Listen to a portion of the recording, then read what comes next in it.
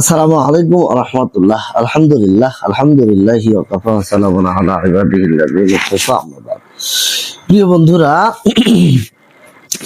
এই মুহূর্তে নবী করিম সাল্লাল্লাহু আলাইহি ওয়াসাল্লামের দাওয়াতি পদ্ধতি 14তম পর্বের 5 নাম্বার ভিডিওতে বিশেষ একটি অনন্য বার্তা নিয়ে আপনাদের সামনে উপস্থিত হয়েছি। তা হচ্ছে আজকের উম্মাহ মানে আমরা, উক্ত বিষয়ক আলোচনা।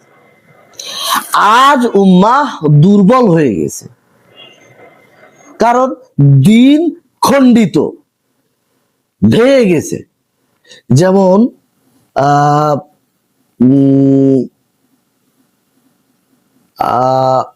কাদামাটি একটা কাদাযুক্ত জমি, রোদ পড়ে আস্তে আস্তে যেমন খন্ড খন্ড হয়ে যায়, সেরকম খণ্ডিত হয়ে গেছে। নবুয়তের 14তম হুকুম মানা হলে উম্মাহ দাঁড়িয়ে যেত, কিন্তু আমরা থেমে গেছি। শাসনকে আলাদা করেছি দিন থেকে। এই হুকুম আমাদের আয়নায় দাঁড় করায়, জিজ্ঞেস করে আমরা কি সত্যি ইসলাম চাই, না শুধু পরিচয়ের মাধ্যমে কথিত ভাবে তুলে ধরি।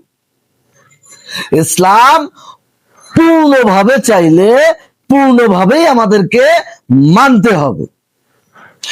এই হুকুম সেই চূড়ান্ত বিষয়েরই ডাক, এই হুকুম সেই চূড়ান্ত ভাবে উঠে দাঁড়ানোরই আহ্বান, ফয়সালা।